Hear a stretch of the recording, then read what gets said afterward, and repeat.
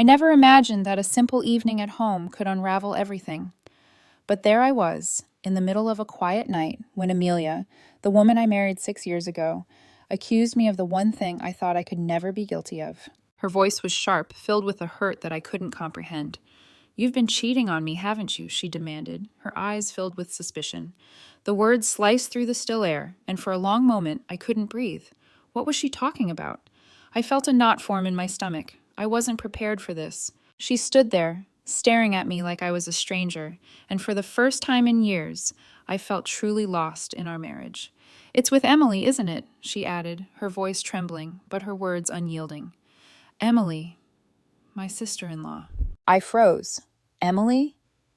My wife's younger sister, the one who had been living with us for the past few weeks. I had spent time with Emily. Sure, we had hung out together, played games, and talked about her new apartment. But an affair? I felt sick at the thought. My mind raced to understand where this accusation was coming from. Amelia's words hit like a tidal wave, and I tried to grasp for some sense of clarity, but it was too much. Emily had just moved into the city, needing a place to stay. I was just being a supportive brother-in-law, helping her with finding an apartment, showing her the city, playing games at night. It was innocent. Yet, the way Amelia was looking at me, her face clouded with betrayal and pain, I felt like I had been caught in a trap I didn't know existed. I wanted to say something, anything, that could explain, but the anger in Amelia's eyes told me she didn't want an explanation. She wanted an apology. She wanted me to admit to something I hadn't done. And no matter how much I protested, the words seemed to hang in the air, unanswered. "I never thought you'd do this to me," she whispered, her tears starting to fall. "You've always been so close to her, and now I'm losing you to her." It was as if everything we'd built, every moment we'd shared, was suddenly in question. The silence between us felt suffocating. Amelia had been my partner in everything for so long. And now, here she was, accusing me of something so outrageous, so far from the truth. I didn't know what to do, but I knew one thing for sure. I had to find out how we got here, how my marriage, our love, had turned into this mess. And I had to figure out the truth before everything fell apart. My name is Claire. I'm 32, and I've been married to my husband Ethan for 6 years. We met in college, during our sophomore year, when I was studying software engineering, and he was in business. The first time I saw him, I couldn't help but notice how he could talk about anything, whether it was the latest tech trends or random facts about the environment, and somehow make it all sound fascinating. He had this magnetic energy that pulled people in, and I was no exception. Our first date was at a little cafe near campus, and it wasn't anything grand or overly romantic. We simply sat and talked, for hours, about everything: books, life plans, hopes, and fears. I was drawn to his intelligence and warmth, and in return, I offered him my quirks, my stubbornness, my way of overthinking things. It wasn't just chemistry, it was understanding. We made each other better, and that's how I knew he was the one. As we moved through college, we worked hard to balance our relationship with our academics. Ethan was there to help me when I struggled with group projects, and I was there for him when he had difficulties with his business courses. There were the usual disagreements, but we always found our way back to each other. It felt like we were a team, a strong partnership in everything we did. When we graduated, we moved into a small apartment and started building our careers. I joined a tech startup, and Ethan worked his way up in marketing. We were doing well, not rich, but comfortable. Our friends would often come over, and I'd make dinner while Ethan and I would argue over what movies to watch. Life felt good. Then, after 4 years, I asked Ethan to marry me. I had been planning the surprise proposal for months, but the moment I tried to do it, Ethan saw right through it. He laughed, pulled me close, and said, "You don't need a ring to know how much I love you." I had to laugh too. So we did it in our own way, just the two of us, with no grand gestures, just our hearts. The first years of marriage were perfect, or so I thought. We bought a cozy house with a small garden and adopted a cat we named Pixel. We had dinner parties with friends, took spontaneous trips, and laughed through the small challenges life threw at us. Ethan's career was flourishing, and mine was as well. But there was one thing I noticed. Ethan was often traveling for work, staying late at the office, and missing some of our dinners. At first, I thought it was just a phase, the excitement of building a career. But over time, I felt the distance growing, though I refused to admit it to myself. Then there was the arrival of my younger sister, Emily. Emily, at 28, was always the free spirit. She moved to the city after getting a job offer. She was energetic, spontaneous, and always full of life, and I was happy to have her stay with us while she got settled. Ethan and Emily got along well. Too well, I started to notice. I didn't think much of it at first. After all, she was my sister, but I couldn't help but feel that something had shifted, something I couldn't quite put my finger on. Ethan and I started to spend less and less time together. I threw myself into my work, and he started staying later at the office. It was as though our once intimate connection had begun to fade into the background, replaced by new distractions. Emily was around more, of course, but it seemed like my connection with Ethan was being overshadowed by her presence. I tried to fight it. I kept pushing for us to spend time together, but it felt like he was constantly distracted. One night, about 2 weeks ago, I came home late to find Ethan and Emily playing Scrabble together, laughing, as if they had been the closest of friends for years. I thought nothing of it, but that night was the beginning of everything changing. I began noticing how often they were together, how comfortable they seemed with one another. There were moments, little glances exchanged, laughter that felt too intimate, like an inside joke I wasn't part of. I brushed it off at first, attributing it to my insecurities, but then the arguments began. Small ones at first, but they escalated. Amelia had always been the rational one, but recently she became distant, more irritable and upset. She would dismiss any attempts at intimacy, and when I asked her what was wrong, she would become short, saying she was tired or overwhelmed, but never explaining. I had a lot on my plate, so I let it slide. Then, Emily moved out. And though she wasn't living with us anymore, her visits didn't stop. It was as though our family dynamic had shifted. Ethan and I began to live separate lives. Our communication became limited to mundane chores, and our evenings together grew sparse. But I never imagined things would reach this point. A casual night turned into a nightmare of accusations and hurt. I thought I knew my husband. I thought I knew my sister. I never saw the cracks, never understood how deeply the distance had grown between us. But now I realize I had missed the signs, and as I stood there in the living room, staring at Ethan, something inside me shattered. It started off small, those little things that were too easy to ignore. Ethan's behavior became harder to read, and I couldn't quite understand what was happening. At first, I blamed it on his growing workload. The hours he spent at the office seemed endless, and when he came home, his mind was always elsewhere. We would sit at the dinner table, and he would barely engage in conversation, his thoughts clearly elsewhere. I knew he loved his job, but I never expected it to come at the cost of us. The more Emily settled into her new apartment, the more I noticed her visiting us, especially when Ethan was home.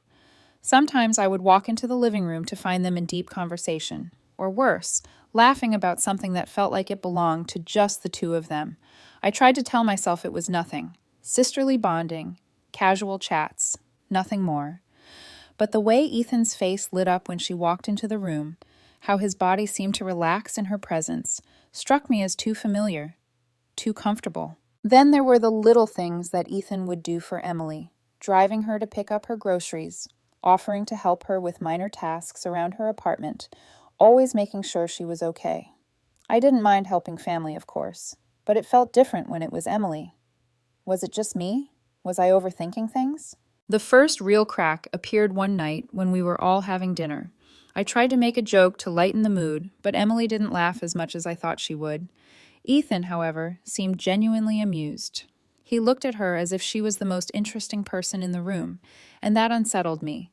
I couldn't explain it, but something felt wrong. It wasn't jealousy, not exactly. It was more like the unmistakable feeling that something had shifted between them. The tension at home grew as I began to notice how often Ethan's phone buzzed, how he'd quickly check it and then hide it when I walked into the room. The little secrets he kept started adding up. I couldn't shake the feeling that there was something he wasn't telling me, something he was hiding. I began to second-guess myself, wondering if I was imagining things or if there really was something going on. I would try to talk to him, but the conversations felt strained. Each time I tried to bring it up, he would dismiss it. "I'm just busy, Claire." Or, "It's nothing, don't worry." His answers grew evasive, and the walls between us grew higher. The more I thought about it, the more I realized that it wasn't just about Emily anymore. It was about Ethan. The man I married, the man I thought I knew better than anyone, had become a stranger. I started to wonder if he was still the person I married, or if I had been blind to something I never should have missed. But the real turning point came when I overheard a conversation between Ethan and Emily one evening. I hadn't meant to eavesdrop, but I'd come downstairs for a glass of water and accidentally overheard them talking in the kitchen. I froze, listening to their voices low and serious. "I don't know how much longer I can keep doing this," I heard Emily say, her tone filled with uncertainty. Ethan's response was too quiet for me to make out, but his words sounded heavy, like a decision was being made. I didn't know what they were talking about, but it felt like something bigger than just casual conversation. And that's when it hit me. There was something between them. Something more than just brother-in-law and sister-in-law. A deep, unsettling feeling began to grow in my chest. Had I been so focused on Emily's presence that I missed the signs of what was really going on between them? The very next day, the unease in our house grew palpable. Ethan was even more distant than usual, lost in his thoughts, and Emily was suddenly everywhere. She stopped by more frequently, often showing up when I knew Ethan would be home. I couldn't ignore it anymore. The situation had escalated beyond my imagination. And then, one night, after another quiet dinner that felt more like a gathering of strangers than a family, Amelia couldn't hold it in anymore. She confronted me, the pain in her voice cutting through the silence. "You've been spending all this time with her," she said. "I can see it, Ethan. You think I'm blind? You've been making her feel special, like she's more important than me." Her words hit hard. I felt a rush of defensiveness rise in me, but something in her eyes made me pause. I didn't know what to say. I didn't know how to make her understand that I was only being a good brother-in-law. But as I looked at her, I realized I hadn't been honest with her, not about how things were changing, not about the distance growing between us. "I didn't mean for this to happen," I tried to explain. "It's just that Emily needed help, and I was there for her." But Amelia wasn't listening anymore. Her eyes, once full of trust, now reflected the pain of betrayal. I could see it in her face. She didn't believe me. As the argument heated, I realized this wasn't just about Emily anymore. It was about me, about how far apart we had grown. Amelia's accusations felt like the tip of the iceberg. Beneath the surface, there was something much deeper, something I had failed to acknowledge, something I had been blind to for far too long. The night everything changed began just like any other, quiet, tense, and heavy with unsaid words. It was a Thursday, a day like any other, and I had spent most of it waiting for Ethan to come home from work. I had tried not to think about the argument that had been building up for weeks, the increasing tension that only seemed to grow the more time I spent with Emily and the more Ethan retreated into himself. I knew something had to give. What I didn't expect was that it would all come to a head that evening. Ethan arrived home late, as he had every night that week. I was sitting at the kitchen table, scrolling through my phone, pretending to focus on something. Anything that could distract me from the gnawing feeling in my gut. He walked in with his usual tired smile, but I could tell it was forced. The light in his eyes, the energy that once made him seem so alive, was gone. I didn't know who he was anymore. He kissed me on the cheek, his usual habit, but it felt like a stranger's kiss. His scent, the familiar cologne I'd grown to love, was still there, but everything else about him seemed so distant. I didn't wait for him to settle in before I spoke. The words came out before I could stop them, a rush of frustration and hurt. "We need to talk," I said, my voice softer than I intended, but firm enough to grab his attention. He froze mid-motion, his keys still in hand. "I don't understand what's going on, Ethan. You're never home. You barely talk to me, and when you do, it's like you're somewhere else." He sighed, dropping his bag onto the chair, his usual method of deflecting any serious conversation. But I wasn't backing down. I had let him get away with it for far too long. "I've been busy with work, Claire. You know that," he muttered. But the edge in his voice made me feel like there was more. "It's just been stressful." "Work?" I repeated, feeling my anger simmer. "You've been busy for weeks. What about us, Ethan? What about this marriage?" I stood up, my chair scraping loudly against the floor.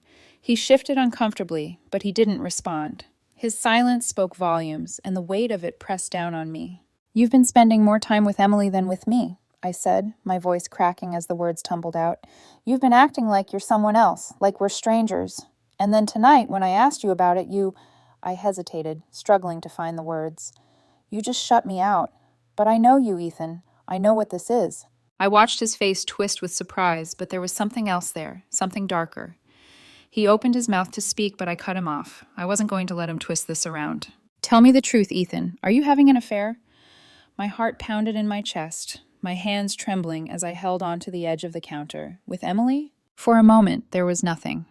No sound, no movement, just the air thick with tension. I could see his jaw tightening, his eyes darting to the floor. My stomach turned with the realization that the words I had dreaded saying out loud had been building up for far too long. This wasn't just a misunderstanding. I wasn't imagining things. Ethan's voice broke the silence, quiet and filled with frustration. Claire, this is ridiculous. You think I'd do something like that? He ran a hand through his hair, pacing back and forth in the small kitchen. I'm not having an affair with Emily. That's insane. But you've been distant with me for weeks, I said, my voice shaking. You barely look at me anymore, and you're always with her. How can you expect me to believe that nothing is going on? His face contorted with a mix of disbelief and anger. He stopped pacing, turning to face me. You're imagining things, Claire.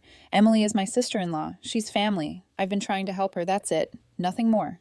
But I could hear the lie in his voice, the hesitation, the forced calm. He was trying to convince himself as much as he was trying to convince me. His denial felt rehearsed, like a script he had memorized. I stepped back, my heart sinking. Then why are you so defensive, Ethan? Why does it feel like you're hiding something from me? He looked at me with a mixture of frustration and sadness, but it wasn't enough to make me back down. It's not what you think, Claire. I swear to you, it's not. But you're not going to listen to me, are you? I swallowed hard, my throat dry. I don't know what to believe anymore. The silence between us felt suffocating. I couldn't bear the weight of his words, the absence of reassurance. My mind raced. Was I crazy? Was I wrong about everything? Then Ethan did something that made my blood run cold. He stepped closer to me, his voice low. You really think I'd cheat on you, Claire, after everything we've been through? I nodded, not trusting myself to speak. He took another step forward, his eyes searching mine. For a moment, I thought he was going to apologize. I thought he would finally tell me the truth. But instead, he said something that shattered the fragile hope I had left. Maybe you should stop being so paranoid, he said coldly. Maybe it's time you started trusting me. I stared at him in disbelief. That was it, the last straw. My hands balled into fists at my sides as the anger and hurt overwhelmed me. How had we gotten here? How had the man I loved turned into someone I didn't even recognize? And then, as if the universe had decided to rub salt into the wound, the doorbell rang. It was Emily, standing there as if on cue. The air went completely still. Ethan turned to the door, his face going pale as he saw her standing on the threshold. She smiled, but there was something too eager in her expression. Something too familiar. I could feel the tension in the room grow. I couldn't take it anymore. Without a word, I walked past Ethan, grabbing my coat from the hallway. The door opened, and Emily looked up at me with surprise, but I didn't care anymore. I was done with the lies. I need space, I said, my voice shaky but firm. I can't do this right now. I didn't wait for a response. I couldn't. I walked out of the house without a clear destination, just needing to escape the suffocating tension. The cold air hit my skin as I stepped onto the street, but it didn't do anything to numb the heaviness in my chest. My mind raced, spinning with questions, accusations, and the unbearable silence I had just left behind. I wanted to scream. I wanted to shout at the world, to demand answers, to make everything make sense again. But I didn't know where to begin. Everything felt like it was slipping away from me, and I was helpless to stop it. I walked aimlessly down the block, the click of my heels on the pavement echoing in the quiet night. My thoughts were a whirlwind, each one louder than the last, but there was one that kept pushing to the surface. Did I really think Ethan would cheat on me? Could it really be true? The more I thought about it, the more my stomach churned. How had I ended up here? How had I gone from the woman who loved him deeply, trusted him with my entire heart, to the woman now questioning every moment we'd ever shared? I knew our marriage had been strained over the past few months. Hell, maybe even longer. Ethan had become distant, but I had always chalked it up to work stress, to his constant commitments that had him coming home late, staying glued to his laptop, or disappearing into his head when he was around me. I thought that was normal. I had always convinced myself that everything would go back to normal once things settled. But now I couldn't deny it anymore. There were too many signs I'd ignored. The late nights, the secretive behavior, the way he would act as if Emily was the only one who mattered in the room. I had tried to justify it all, rationalize it away, but deep down, I knew the truth. I had known all along, but I had been too afraid to face it. And now it was out in the open. The thing I had feared most. Ethan and Emily. The affair. The betrayal. I stopped walking and leaned against a lamppost, my breath coming in ragged gasps. The weight of it all crashed over me in waves. Part of me wanted to run away, to disappear and escape from everything. Ethan, Emily, the lies, the hurt. But I couldn't run from the truth. Not anymore. I thought about calling my sister Maya, but I didn't know how to explain any of it. She would ask too many questions. Questions I wasn't ready to answer. I had always prided myself on being strong, capable, independent. But this was beyond what I could fix on my own. I had built my life around Ethan, around the love we had promised each other, and now it felt like the ground beneath me was crumbling. I had told Ethan I needed space, but what did that even mean? What was I supposed to do with this rage inside me, this sense of betrayal that cut so deeply? I wasn't sure I could recover from it. Was this the end of us? Could we survive this? My phone buzzed in my pocket and I jumped, startled. I pulled it out, expecting to see a message from Ethan, but instead it was from Emily. Hey, just wanted to check in. I know things are crazy right now, but I'm here for you. We're family, and I'm not going anywhere. I stared at the message for a long time, the words somehow stinging more than comforting. Family. Was she really just family? Was I wrong to feel like there was more to it? I wanted to reply, wanted to ask her what was really going on, but I couldn't bring myself to. I couldn't get tangled in this web any further. I turned my back on the street and walked in the direction of home, even though I wasn't sure I could face Ethan. My legs felt heavy with each step. What would I say to him when I saw him again? What could I possibly say? The silence between us was already deafening. I thought back to the conversation earlier, to his cold words, to the way he had tried to push me away. Maybe you should stop being so paranoid. That had cut deeper than anything. His tone, dismissive, defensive, made me feel small. But in that moment, something inside me clicked. I wasn't paranoid. I wasn't imagining things. This was real, and for the first time, I wasn't going to sit back and let him control the narrative. I reached the front door, my heart pounding in my chest. For a moment, I just stood there, staring at it, wondering if I could walk away, just leave it all behind. But I knew I couldn't. I had to face this. I had to confront him. Taking a deep breath, I opened the door. Ethan was sitting on the couch, his head in his hands. He didn't look up when I walked in. The silence between us was suffocating, and as much as I wanted to tear into him, to scream at him for what he had done, I couldn't bring myself to. The betrayal was there, but so was the pain. So was the love I still felt for him, even if I hated him in that moment. I don't know what to say anymore, Ethan, I whispered, my voice breaking, but I need you to understand that what you've done, it's not just about Emily, it's about us, about everything we've built, and I can't just pretend it's nothing. Ethan finally lifted his head, his eyes bloodshot and full of regret. I never meant for you to find out this way, he muttered. I never meant to hurt you, but the more I tried to pull away, the more you pushed me, Claire. I didn't know how to fix it. I didn't know what to do. I shook my head, tears threatening to fall. You don't get to hurt me like this and then act like it's all my fault. His expression softened, but it wasn't enough to erase the damage that had already been done. I took a step back, my heart heavy, as the realization hit me. There was no easy way out of this. The trust was gone, and even if I wanted to try to fix it, I wasn't sure we could ever go back. The days that followed that night were a blur. Ethan and I barely spoke. There was no apology, no explanation that could undo the damage, no attempt to fix things. It felt like a cold wall had come up between us, and no matter how much I tried to push through it, he refused to acknowledge it. He kept retreating into his shell, too proud to admit his mistakes, too defensive to allow any real conversation. I tried to make sense of everything. I told myself that maybe I was overreacting, that this was just a phase, a bump in the road. But every time I looked at Ethan, the same doubts and fears crept in. Was I really imagining things? Or had I known, deep down, that something was off all along? I wanted to believe him when he said nothing had happened between him and Emily. But the more I thought about it, the more I felt like I was lying to myself.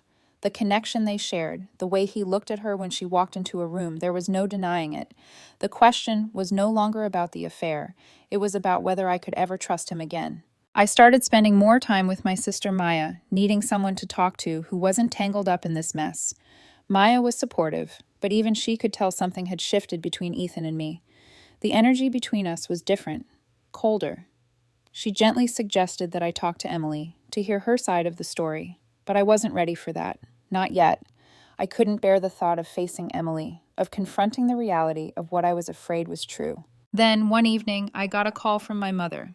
It was a routine check-in, the kind of call we had every week, but this time her voice was tinged with worry. "Claire, I heard something today," she began cautiously. "Something about Emily. Are you two okay?" I froze, my heart racing. "What do you mean?" I asked, trying to keep my voice steady. My mother hesitated.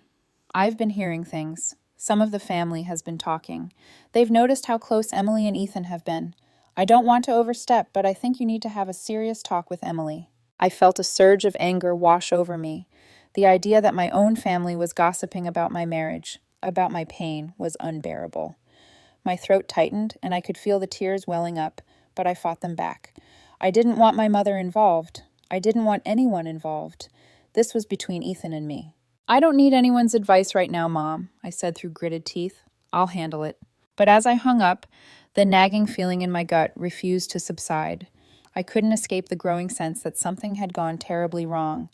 Everyone around me seemed to have their opinions, their assumptions, their judgments about what was happening between Ethan and Emily. But I didn't know who to trust anymore. The next day, I ran into my friend Lily at the grocery store. We hadn't spoken much lately, but she was a close friend from college, someone I could always turn to for honest advice. As soon as she saw me, her expression shifted from casual friendliness to concern. "Claire, are you okay?" she asked, her voice quiet but full of care. I tried to smile, but it was forced. "Yeah, just dealing with a lot." Lily didn't buy it. She stepped closer and lowered her voice. "Look, I know you don't want to hear this, but I've heard things about Ethan and Emily, and I know you're not the type to confront this, but you need to. They're too close, Claire. It's not just in your head." I felt a lump form in my throat. It was like every word she spoke was confirming my worst fears. "What do you mean?" I asked, barely able to keep my voice steady. "I don't know specifics, but I've seen the way they act around each other," Lily said, her eyes searching mine for understanding. "And I know you've been feeling it too. The distance between you two, the way they've been looking at each other, it's too much. You need to ask him, Claire. You need to get the truth." I nodded slowly, my mind whirling. I had known this was coming, but hearing it from someone else made it feel more real, more undeniable. Ethan had never been good at hiding things. He was always so transparent with me in the past. But now, the lies were building up, layer by layer, and every time I tried to dig through them, I found myself buried deeper. That night, Ethan came home later than usual. The tension in the air was unbearable. I had spent the evening pacing the house, my mind racing with everything I had heard, my mother's concerns, Lily's warning. Everyone seemed to be telling me what I already knew, but I refused to face it until now. When Ethan walked in, I didn't greet him. I didn't even look at him. I just stood in the living room, waiting. "I'm home," he said, his voice tentative, as though unsure how to approach me. I didn't respond. Instead, I took a deep breath and finally let the words slip out, the words that had been sitting in my chest for days. "I need you to tell me the truth, Ethan. Is there something going on between you and Emily?" For a moment, there was nothing. Just silence. Ethan's face faltered, his lips pressing together, and I could see the internal struggle written all over him. "No, Claire," he said, his voice low and strained. "There's nothing between us. You're reading into things. There's nothing going on." I looked at him, my heart sinking with each word that came out of his mouth. His voice wavered, and I could tell he was trying to hold on to whatever facade he had left. But the words felt hollow, empty. His eyes, once full of love for me, were now guarded. I didn't know what to believe anymore. "I don't think I can trust you anymore, Ethan," I whispered, my voice breaking. "And I don't know if I want to." His face hardened, but there was a flicker of something in his eyes. Regret, maybe? Fear? "You don't mean that," he said, stepping toward me, but I backed away, shaking my head. "I don't know what I mean anymore," I replied, "but I do know this. I don't feel like I know you anymore." The words hit like a slap, and I could see the weight of them land on him, but the silence that followed was the heaviest of all. The love that once seemed unbreakable had begun to fracture, and neither of us knew how to put the pieces back together. The days that followed that night felt like an endless storm. My thoughts were a mess, swirling with self-doubt and pain. I wanted to believe Ethan. I really did. But with every conversation, with every moment we shared in the same space, something inside me grew more and more certain. The lies, the avoidance, the tension, it was all too much to ignore, and despite my attempts to push the thought of him and Emily together out of my mind, it lingered, a shadow that never left. I spent hours lying in bed, staring at the ceiling, thinking about everything. Every memory, every laugh we shared, every quiet evening, when it had just been the two of us, seemed so far away now. How had things turned so wrong? How had the man I had loved so completely become someone I could no longer trust? My heart ached, not just for the betrayal, but for the loss of everything I thought we had built together. The worst part wasn't even the moments with Ethan, where the tension grew unbearable. No, it was the loneliness. I was surrounded by people, family, friends, but none of them could understand.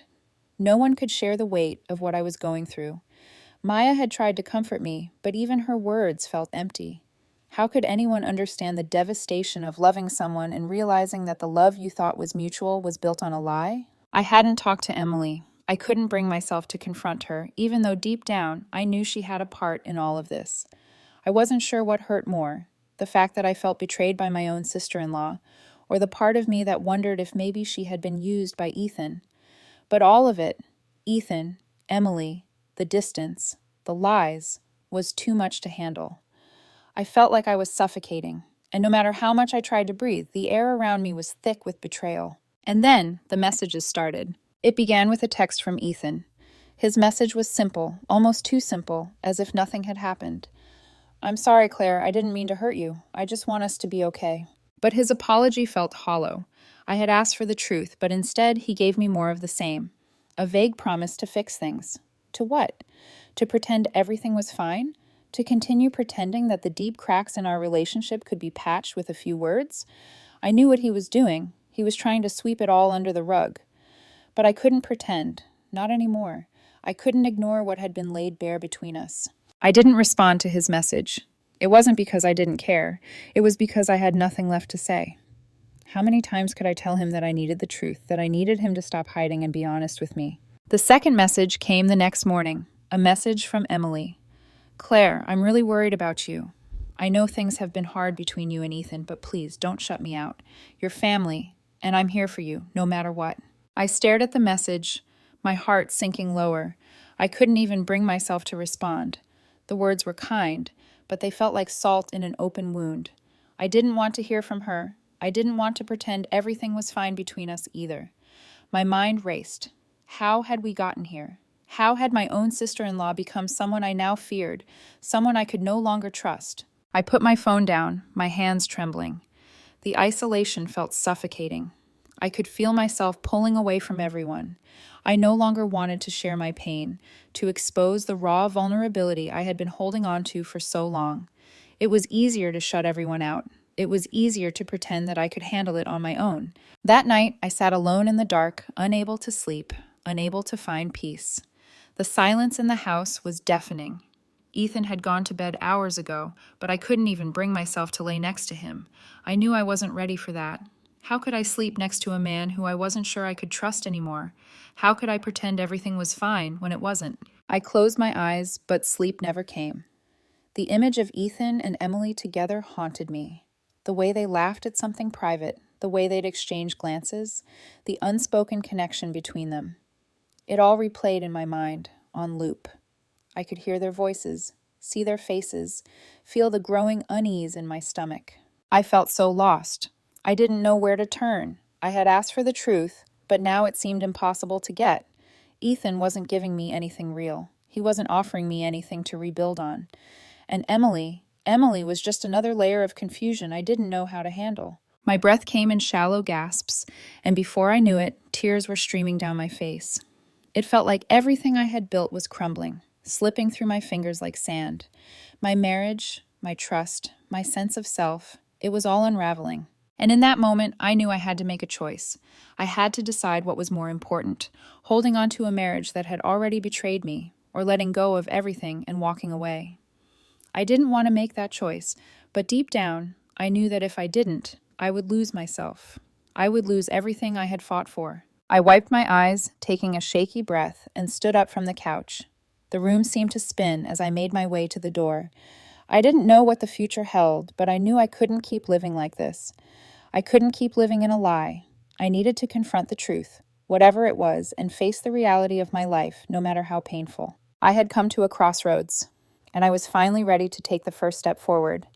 I stood there, in the silence of the living room, my hands shaking from the weight of what I had just realized. I had spent the last few days in a haze, drowning in confusion, betrayal, and anger. I had been asking myself over and over what to do. Should I leave? Should I stay? Should I fight for this marriage, or should I walk away and never look back? But now, standing in the quiet of my home, I knew the answer. It wasn't about Ethan. It wasn't even about Emily. It was about me.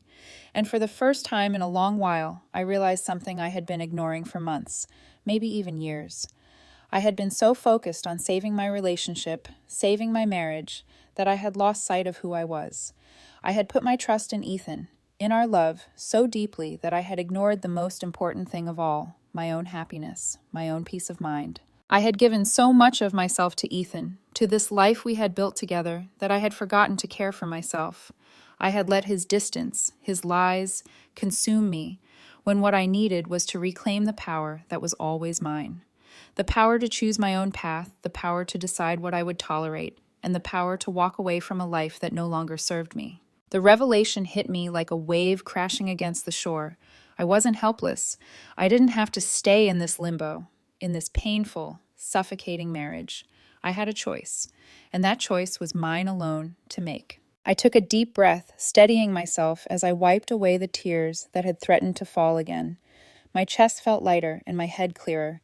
The darkness that had consumed me was beginning to lift. I knew what I needed to do. I didn't need Ethan's apology, his justification, or his promises. I didn't need anyone else's approval. All I needed was my own strength. I walked upstairs to our bedroom, my heart racing. Ethan was asleep, his back to me. The steady rise and fall of his chest, a stark contrast to the whirlwind of emotions inside me. For a moment, I just stood there, watching him. It felt surreal. Here was the man I had once adored, the man I had built a life with, and now, here I was, ready to let it all go. He didn't deserve to keep me in this prison of lies, and I didn't deserve to keep living this way. I sat on the edge of the bed, taking another deep breath. It wasn't about blame anymore. It wasn't about pointing fingers or demanding answers that would never come. It was about reclaiming my life, and I knew the time had come to stop pretending that this marriage could be fixed. I reached over and shook Ethan's shoulder, gently at first, then a little firmer when he didn't stir. He groaned, rolling over and blinking up at me, confused and bleary-eyed. "What is it?" he muttered, his voice thick with sleep. I looked at him, my heart aching with the weight of everything unsaid. But I didn't hesitate. I didn't falter. I knew this was my moment. "I can't do this anymore," I said, my voice steady, but filled with an emotion I couldn't name. "I can't keep living in this lie, Ethan. I need to walk away." He blinked at me in disbelief, his brow furrowing as he processed my words.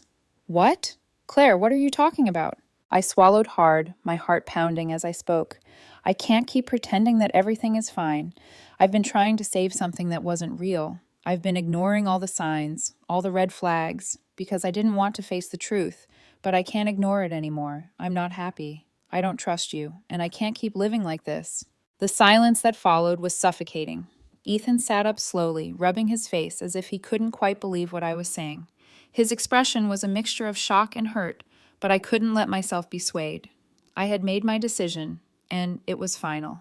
"I'm not asking for a divorce right now," I continued, my voice steady. "I just need space. I need time to figure out who I am without this marriage hanging over me. I can't keep living in the past, holding on to something that's broken." Ethan's face fell, his eyes flickering with regret. He reached for my hand, his grip tight. "Claire, please, don't do this. I'm sorry. I was wrong. I made a mistake. I love you." But his words, as desperate as they were, felt like hollow promises. I had heard them too many times before. I had begged him for the truth, and yet all he could offer me was more of the same. a broken apology that didn't even begin to make up for what had happened. I pulled my hand away from his grasp, shaking my head. I don't think you do, Ethan. Not anymore. Not the way I need you to. For a long moment, neither of us spoke. The air between us felt thick with the weight of everything that had gone unsaid, but in that silence, I felt a clarity that I hadn't felt in weeks. I had done the hardest thing I could ever imagine. I had let go of a part of me I had desperately tried to hold on to. But it was the right thing. I knew that now. I couldn't keep living in this half-life of doubt and confusion. I'm not leaving yet, I said quietly, standing up. But I need you to understand. I'm not coming back until things change, until we figure out who we really are without all of this hanging over us. Ethan said nothing as I walked out of the room, leaving him alone in the silence of our bedroom. I closed the door behind me, and for the first time in what felt like forever, I breathed deeply, knowing I had finally taken control of my own life. The days that followed were a blur of cold reality.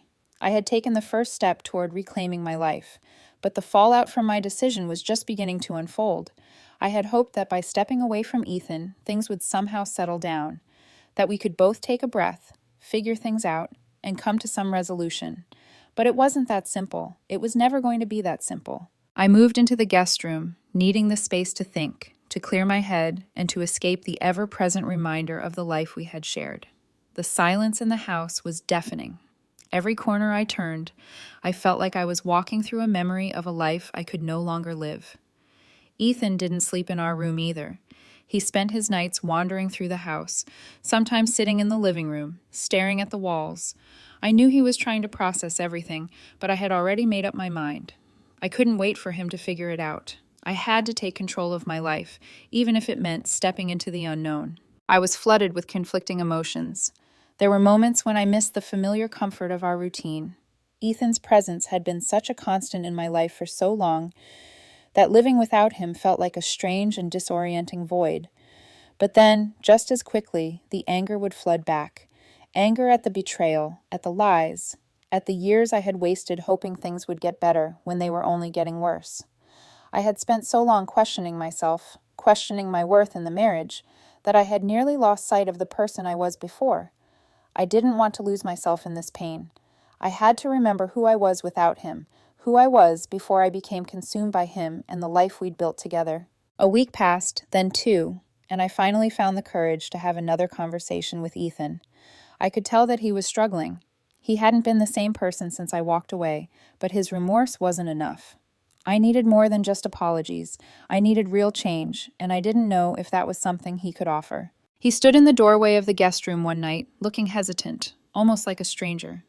"Can we talk?" he asked softly. I stood from the chair, my arms crossed over my chest. I was tired of being patient, tired of waiting for the truth to finally come to light. "We've been talking, Ethan," I said, my voice steady but firm. "You're sorry, you regret it, but I don't know if that's enough anymore." His face contorted with frustration, and I could see the desperation in his eyes. "What more do you want from me?" he asked, his voice rising with a mix of anger and confusion. "I'm doing everything I can. I've apologized. I've tried to fix this. I don't know what you want me to do." I looked at him for a long moment, my heart heavy. "I want you to be honest with me. I want you to show me that you're willing to change. I want to know that you're going to be the man I married, not this person who hides things and tells lies." He stepped closer, his hands shaking. "I never wanted to hurt you. I didn't plan any of this. I don't know how it happened. I just wanted things to feel right again. I thought I could fix everything, but I was wrong." I looked at him, my heart breaking for the man I once loved, but no longer recognized. "You should have trusted me, Ethan. You should have trusted us. But now everything is broken. I can't go back to the way things were." His expression shifted, and I could see the pain in his eyes. I know, Claire, and I'm sorry. I wish I could take it all back." The silence between us felt like a weight, a thick, suffocating fog that neither of us could escape. He was asking for forgiveness, but what he didn't understand was that forgiveness wasn't enough for me. I couldn't just forgive and forget. I couldn't pretend that everything could go back to normal. "I don't know what to do with us anymore, Ethan," I said, my voice barely above a whisper. "I want to believe you. I want to believe that things could be different. But how can I? How can I trust you again?" He lowered his gaze, unable to meet my eyes. "I don't know," he admitted quietly. but I'll do whatever it takes. I'll prove to you that I can change." I shook my head. "Proving it doesn't change the fact that I don't know if I can trust you anymore. I need more than promises. I need you to show me that you can be the man I married, not the man who lied, not the man who betrayed me." The room fell into silence again. I could see the weight of his words sinking in. For the first time, I saw the man he had become, not the man I had hoped he still was. "I think it's time for me to go," I said softly, my voice trembling as I took a step back. "I need space. We need space. I don't know how we're going to fix this, but I can't keep living like this." Ethan opened his mouth as if to protest, but no words came out. He stood there, frozen, as I gathered the few things I had packed into a small bag. My heart broke for the life we had shared, for the future we once dreamed of. But deep down, I knew it was the right decision. I couldn't keep waiting for him to change. I couldn't keep trying to hold on to something that was already slipping through my fingers. I used to believe that closure came wrapped neatly, like a door you could shut behind you, dust your hands off, and walk away from without looking back. But life never works like that. Not with trauma, not with family, and definitely not with a woman who spent months trying to wedge herself back into a life she had forfeited decades ago. The judge's gavel had barely finished echoing in the courtroom when I finally understood. I wasn't the frightened little girl who had been taken from chaos. I was a woman who had built her own peace. For the first time in months, my apartment felt like mine again.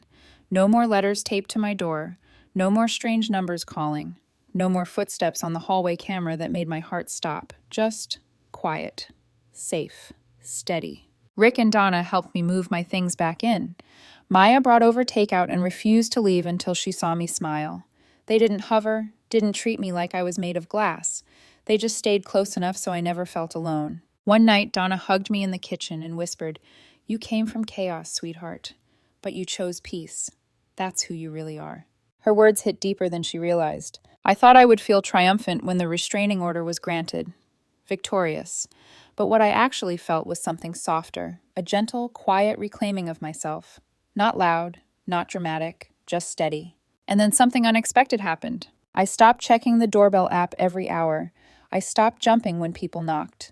I stopped waiting for the next crisis. I started cooking again, sleeping again, laughing again. The past didn't vanish, but it stopped chasing me. That's when I learned the lesson I'd been clawing toward without realizing it. Sometimes the family you lose is the first heartbreak, but the family you choose, the one that shows up for you, teaches you how to heal.